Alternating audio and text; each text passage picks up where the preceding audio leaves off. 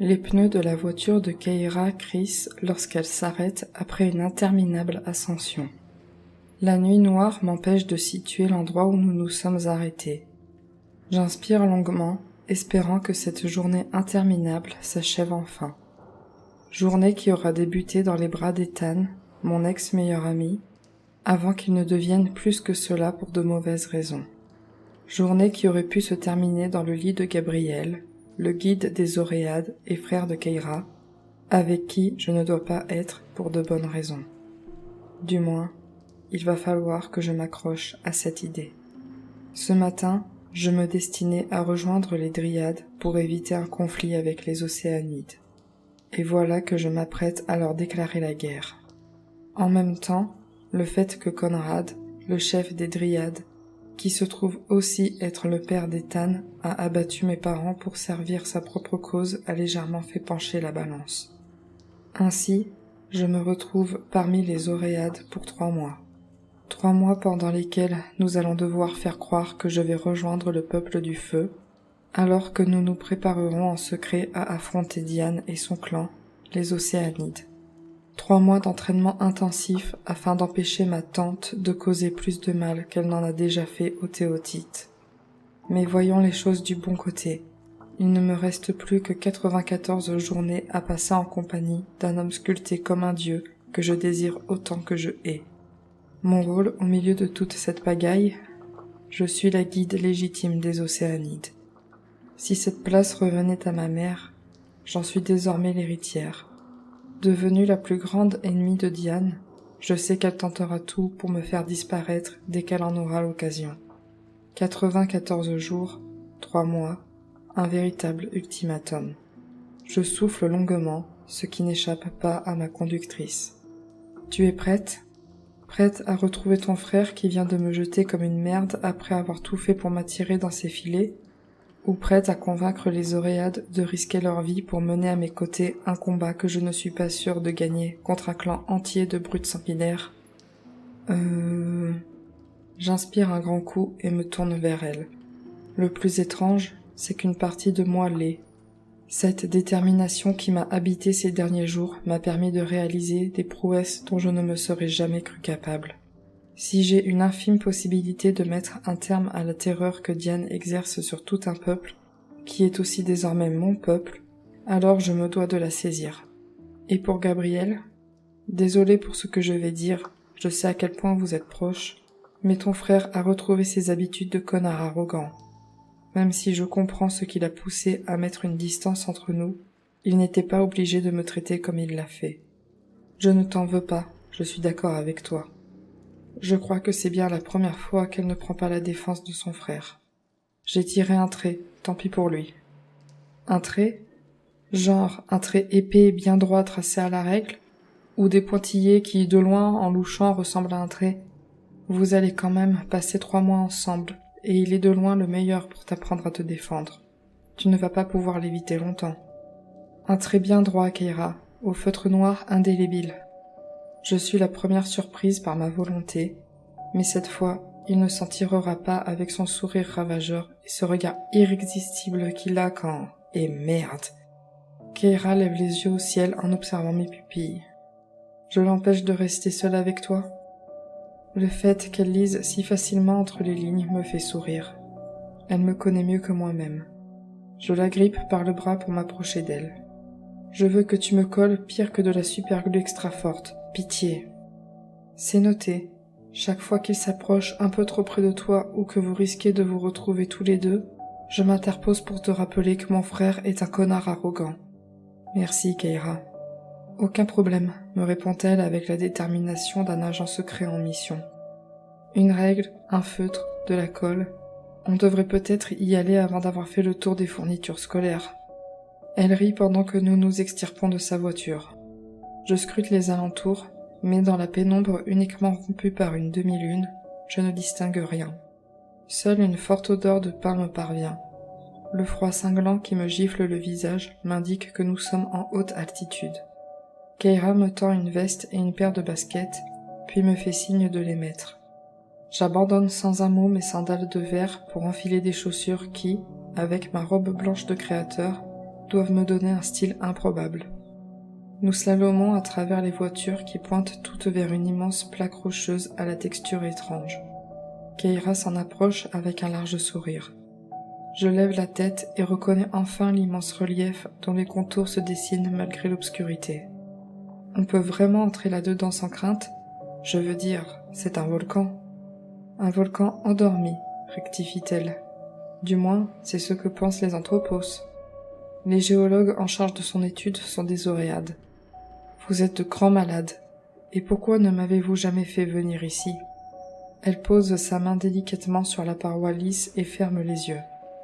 Au contact de la pierre, une quiétude l'envahit tandis qu'elle entre en communication avec la roche. Quand l'alliance avec les Dryades a été mise en place à ta naissance, notre repère a été abandonné. Le séquoia était plus proche de la ville, plus pratique, et, je suppose, plus rassurant qu'un volcan. Je ne comprends pas pourquoi. Elle rouvre les yeux et me sourit avec tendresse. Crois-moi, toi aussi tu aimeras cet endroit. Un léger rafraîchissement sera nécessaire, mais au bout de quelques jours d'un travail acharné et avec l'aide de tout le monde, ça devrait le faire. Oh zut, dommage que mes congés ne débutent que dans 15 jours, j'aime tellement le bricolage. Keira lève les yeux au ciel face à mon cynisme avant d'ôter sa main de la paroi sombre. Elle recule de quelques pas alors que le sol vibre intensément. Des marques apparaissent sur la roche, comme si des vers invisibles s'amusaient à creuser des sillons dans la pierre. J'observe, subjugué, ce qui se déroule sous mes yeux. Progressivement, un encadrement prend forme, entouré de différents symboles liés au feu.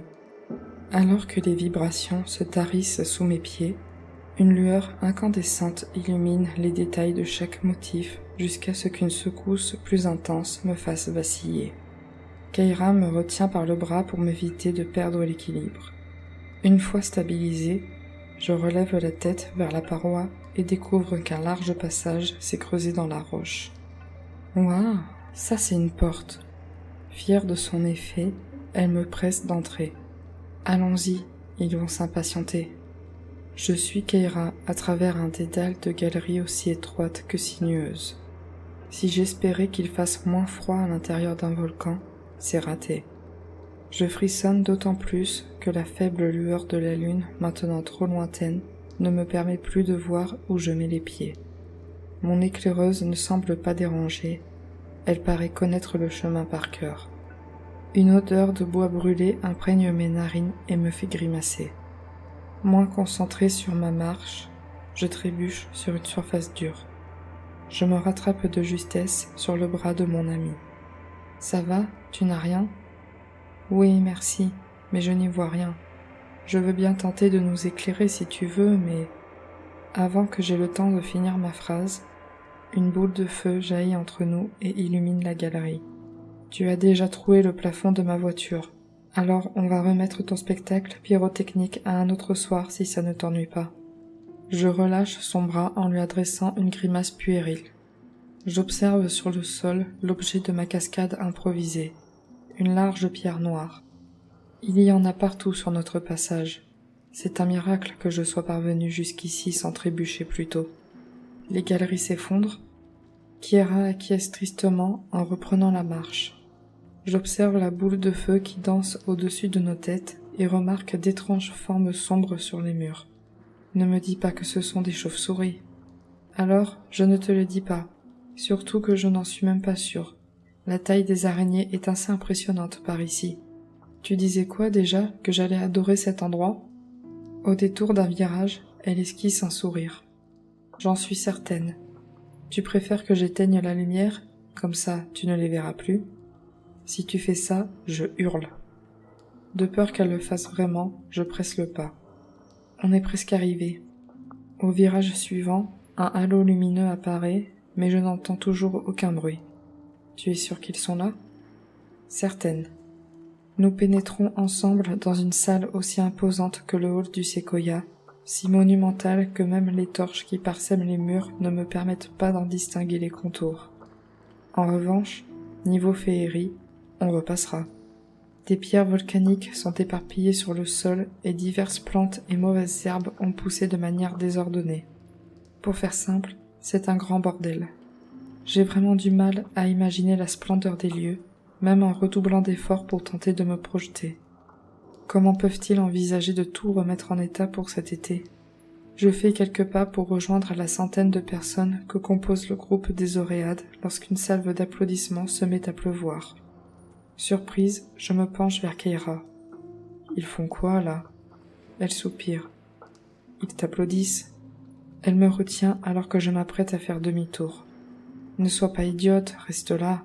Chez les Oréades, personne n'appréciait Conrad.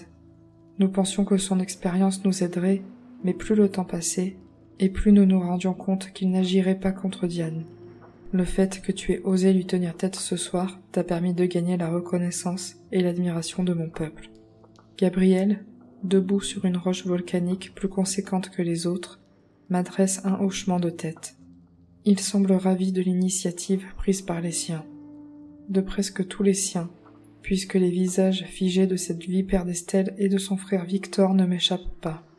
Quant à Danny, le chauve au tatouage de flamme sur le crâne, je perçois davantage dans son regard une mise en garde que cette reconnaissance évoquée par Keira. Il s'était férocement opposé à ce que je les rejoigne et il ne semble pas avoir changé d'avis ce soir.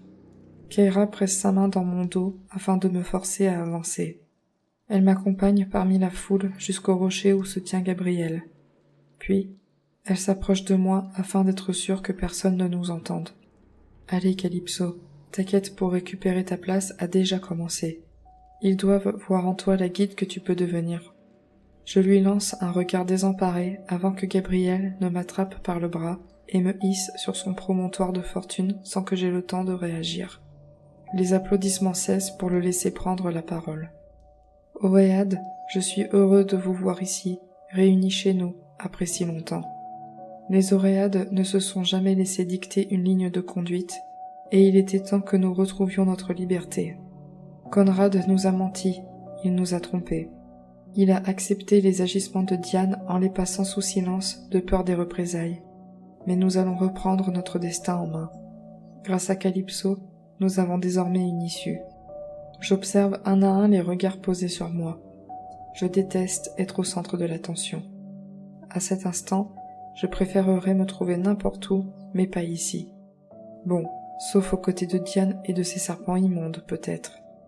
Je continue de parcourir la salle du regard lorsque je me heurte à celui de Frédéric. Dans les premiers rangs, l'oncle de Keira et Gabriel m'adressent un sourire rassurant qui parvient à m'apaiser un peu. Vous voulez pouvoir vivre librement, sans être sous la crainte constante des Océanides qui régissent notre monde depuis trop longtemps? Les Oréades hochent la tête sans hésitation. Vous voulez vous débarrasser de Diane et de son oppression? Cette fois, des voix jaillissent pour répondre par l'affirmative. Alors, il est temps de nous battre. Il est temps de rattraper l'erreur de nos ancêtres qui ont lâchement accepté que les Océanides anéantissent le peuple des Oranis.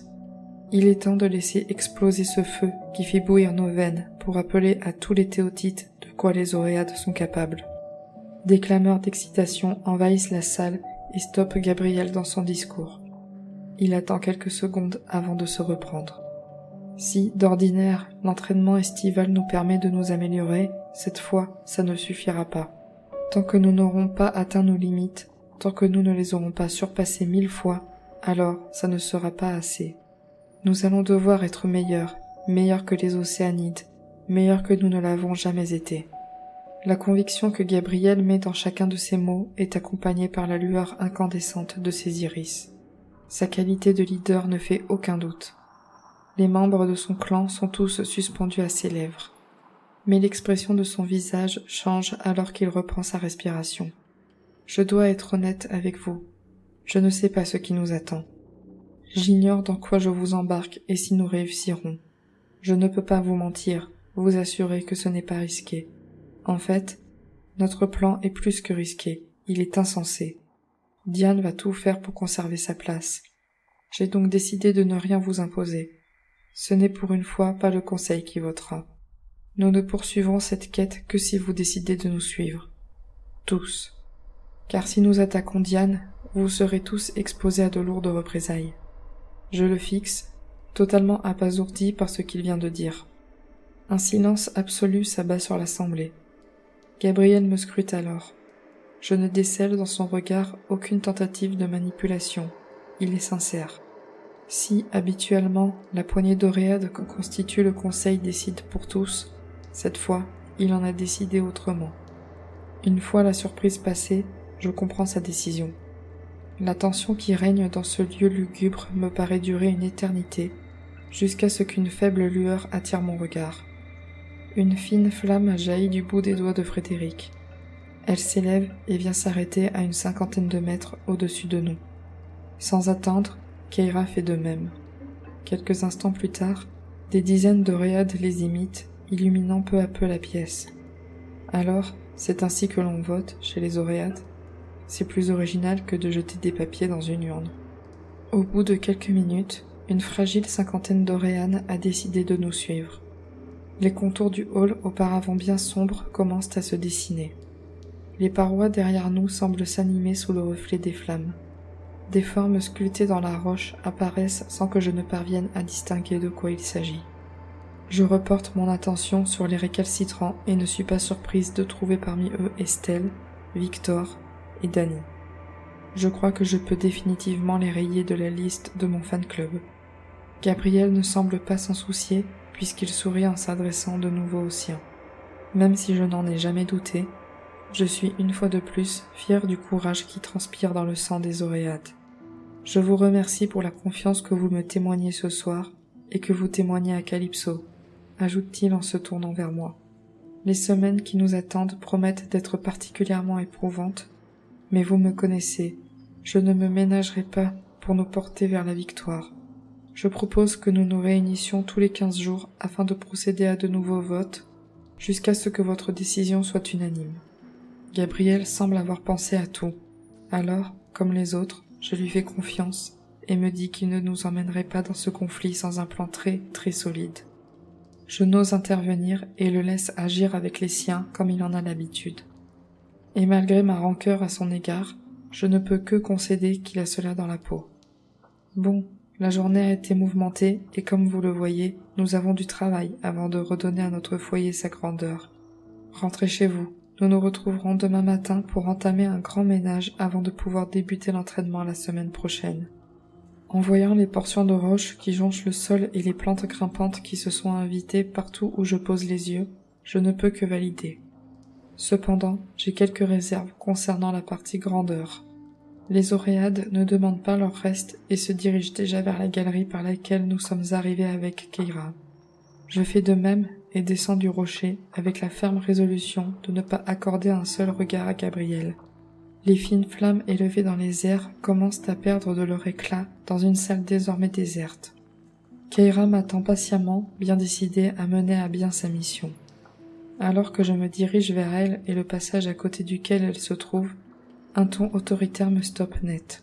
« Calypso, attends une minute. » Je me tourne vers lui.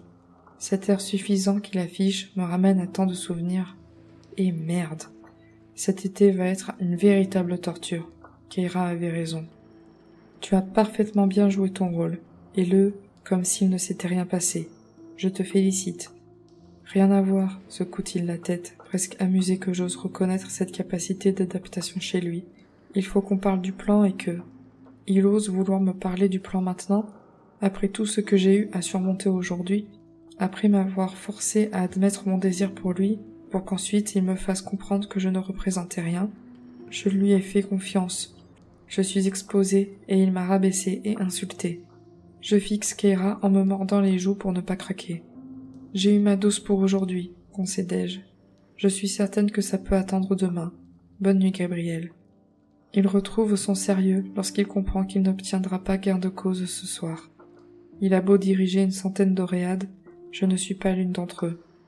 Il faudra bien que l'on parle, tu ne vas pas pouvoir me fuir éternellement. J'arbore un sourire en coin et désigne la pièce en levant les bras. Qui sait, ça a l'air grand ici,